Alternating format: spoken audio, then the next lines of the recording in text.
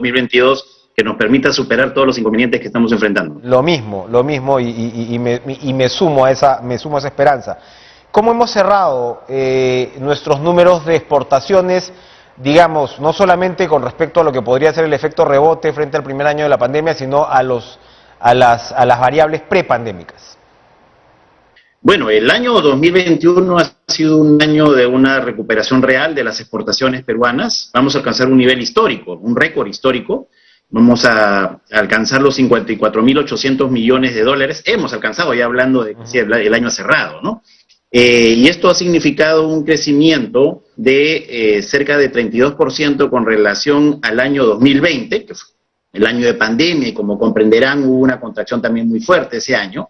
Sin embargo, si lo comparamos con el año 2019, es decir, antes de la pandemia, igual hay un crecimiento importante, de 18%. Es decir, las exportaciones peruanas han logrado expandirse de una manera importante en el 2021. Básicamente tres factores, tú has mencionado uno importante, el rebote estadístico después de una contracción tan fuerte como la del año 2020, el crecimiento de la economía mundial más acelerado del esperado. Recordemos que la economía del mundo este año va a crecer cerca de 6%, perdón, 2021, ha crecido cerca de 6%, es decir, es un crecimiento brutal para la economía mundial. Hay que tomar en cuenta que antes de la pandemia el promedio anual de crecimiento del mundo era 3%.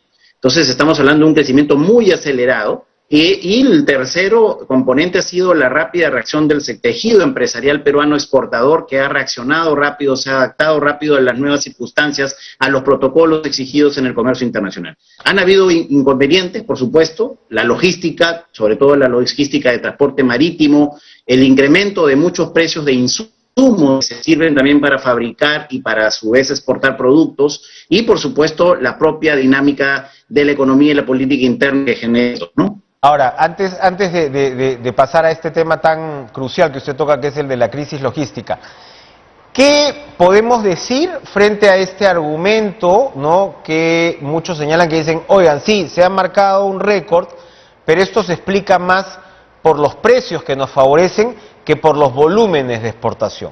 ¿Qué tan cierta es esa crítica y en todo caso, qué tan, digamos, qué tanto contraste hay en estos números? ¿Nuestros volúmenes efectivamente se han incrementado?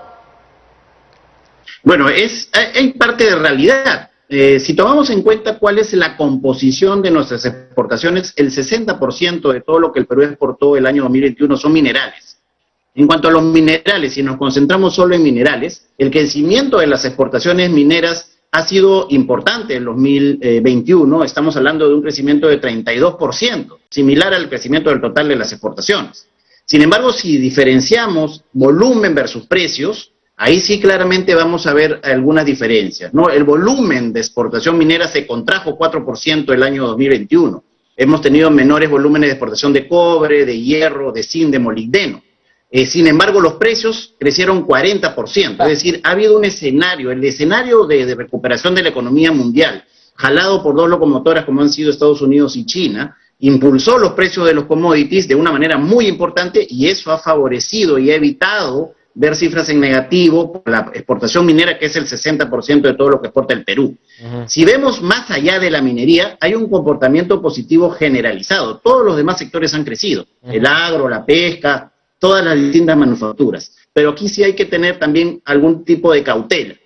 Existen sectores que en 2021 han alcanzado récords históricos, es decir, estos sectores realmente se han recuperado. Estoy hablando, por ejemplo, del agro. La agroindustria peruana ha alcanzado un nivel récord histórico en 2021. Más de 8.800 millones de dólares. El sector sidero-metalúrgico, por ejemplo, que también alcanzaron niveles récord, pero el resto de sectores, algunos de ellos todavía ni siquiera han logrado sus niveles de 2019.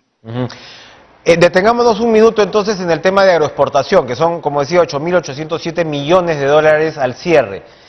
Había mucho temor con respecto a la performance de la agroexportación. Sabemos lo que pasó, ¿no?, con la ley de promoción, esta suerte de explosión social en medio de la pandemia, se derogó esta ley, los agroexportadores estaban muy preocupados. ¿Esto quiere decir que sus preocupaciones eran de repente infundadas?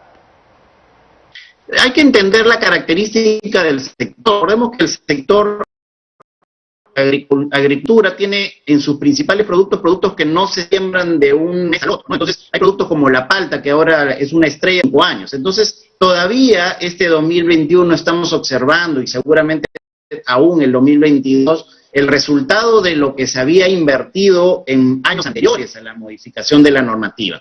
La preocupación hacia adelante es que, sobre todo en el 2021, hemos visto cómo grandes empresas peruanas han empezado a invertir, por ejemplo, en Costa Rica. He tenido la oportunidad de estar ahí, he visto, digamos, sabemos de las compras de tierras que han hecho en Colombia, algunos han ido a Uruguay, Ecuador. Es decir, también. Sí es cierto que ciertas unidades empresariales han empezado a invertir fuera del país, y esas inversiones obviamente van a dar su fruto en esos países de acá a 5 o 6 años, y esa es la perspectiva en la que hay que preocuparnos en el Perú para ver si la exportación agroindustrial va a seguir con este comportamiento tan positivo en los próximos 4, 5, 6 años, o se va a ver afectada por esta salida de inversiones. Ahí está la preocupación. En el corto plazo es muy difícil por la característica, obviamente, de un sector que requiere de tiempo en la mayoría de su cultivo. Pero no es usted el primer especialista que me está advirtiendo sobre este tema de compra de tierras afuera, que preocupa de todas maneras en términos del optimismo que puede tener el inversionista para el caso del Perú, y seguramente podremos desarrollarlo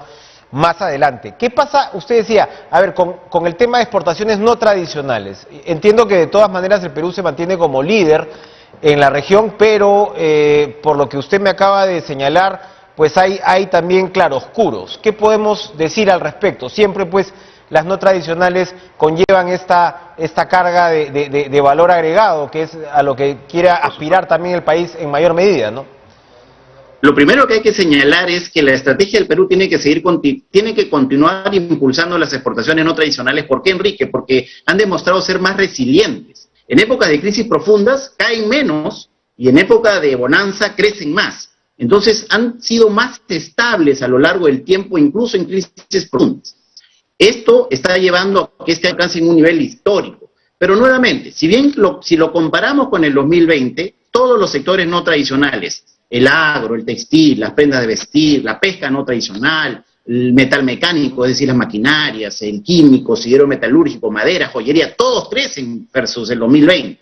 Ahí hay cifras positivas. El problema es que algunos de ellos sí están marcando un récord histórico, pero la mayoría no. La mayoría todavía está enfrentando no recuperarse frente al 2019. Por ejemplo, la pesca no tradicional no ha llegado a niveles del 2019, el metalmecánico tampoco, la madera, la joyería tampoco.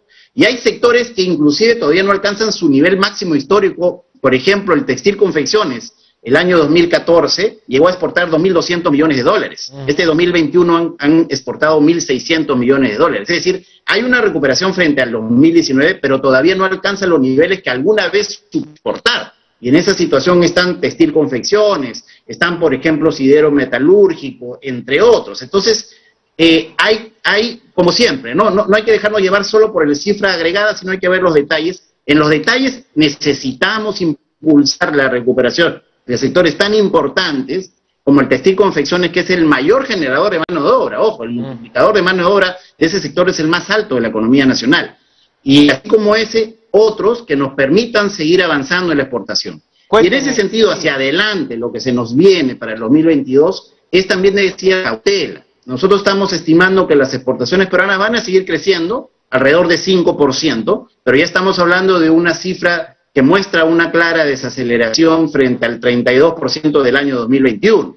Y básicamente estamos esperando eso porque esperamos un crecimiento de solo 4% en la exportación tradicional, debido a que ya los precios de los metales no van a seguir aumentando como lo hicieron en el 2021, y más bien un crecimiento de 7% en lo no tradicional. Es decir, lo no tradicional va a seguir teniendo un dinamismo importante. ¿Por qué? Porque los principales mercados, estoy hablando aquí sobre todo de Estados Unidos, van a seguir teniendo un buen comportamiento en 2022. La economía norteamericana se espera que crezca 4.95% el próximo año, debido a los paquetes de impulso que están teniendo. Y ese es nuestro principal mercado para la exportación con valor agregado. Junto con Europa, junto con América Latina, esas dos regiones van a crecer menos. Entonces, todavía hay un escenario que puede ser favorable si es que lo acompañamos con políticas sectoriales que impulsen la recuperación de estos sectores, que si bien se han recuperado frente al 2020, aún no lo hacen frente al 2019 y menos frente a los récords históricos que supieron tener en su momento. Por ejemplo, los textileros pues siguen criticando mucho el tema del dumping, se han ratificado, entiendo yo, algunas salvaguardias para algunos casos. Por ejemplo, ¿es ese tipo de mecanismos que se tendrían que impulsar o cuáles en todo caso? Para referirnos a este sector que usted subraya, ¿no? Es tan importante en empleo, que es una de nuestras preocupaciones. O sea, los números van caminando más o menos ahí, pero el empleo todavía estamos muy abajo, ¿no? Mira, en el sector textil y confecciones conviven dos grandes segmentos. Un segmento muy competitivo que abastece de una manera importante mercados internacionales, son parte de nuestro orgullo, por eso vemos prendas de algodón en los mercados de Nueva York, prendas de alpaca en los mercados de Shanghai, etcétera. Es decir, es parte de la identidad nacional y del orgullo de nuestros productos bandera. Pero también vive con un sector orientado al mercado interno. Ahí estamos hablando, por ejemplo, de los productores de gamarra, los productores de otros segmentos del nivel nacional que producen básicamente para el mercado peruano. Entonces, si hacemos primero esa segmentación, aquellos que son competitivos y que están sobre todo globalizados, exportando, han tenido un buen año y tienen que seguir avanzando y van a tener buenas perspectivas. Con respecto a los del mercado interno, ahí hay falencias de competitividad que van desde las capacidades de gestión que tienen estas unidades empresariales, la capacidad de financiamiento, la calidad de sus prendas y la innovación, el diseño, la moda, para poder estar siempre en vanguardia, ¿no? Y ahí más bien los problemas son de índole también, digamos que tenemos que luchar contra ilícitos aduaneros, por ejemplo, las malas prácticas del contrabando. Nadie habla, por ejemplo, de luchar contra el contrabando. Todos sabemos que el contrabando entra por el Callao, entra por Tacna, entra por Puno, pero muy pocas medidas se están haciendo para luchar contra ese problema que probablemente es el principal. Utilizar mecanismos como la salvaguardia, las medidas anti-dumping, siempre en el marco de los compromisos internacionales, siempre es pertinente si lo hacemos de manera técnica, pero obviamente estas situaciones, como ya lo ha pasado ya ha ocurrido en el pasado, probablemente lleguen a que no se encuentren esos problemas, porque realmente lo que está afectando a estos segmentos, nuevamente, son las falencias de competitividad y sobre todo ilícitos aduaneros que tienen que ver con contrabando y en algunos casos, por supuesto, con subvaluación. Y ahí tenemos que tener una SUNAT fortalecida, acompañada, por supuesto, con todo el estamento de justicia, que nos ayude realmente a luchar contra estos malos importadores que están introduciendo productos de contrabando o subvaluados, falsificando facturas y que afectan finalmente sobre todo este segmento de empresas que tienen en el mercado interno a su medio de subsistencia. Gracias, Edgar Vázquez, por compartir con nosotros estos detalles, porque como usted señala, una cosa es ver, ¿no?, el bosque, que se ve más o menos bien, y de ahí entrar, ¿no?, a focalizarnos en estos sectores que son además cruciales, insisto, para el empleo ya dentro del Perú. Gracias por estar con nosotros esta noche. Vamos a una pausa. Muchas gracias, Enrique. Ha sido buenas noches. Un placer. Vamos a una pausa, regresamos de inmediato.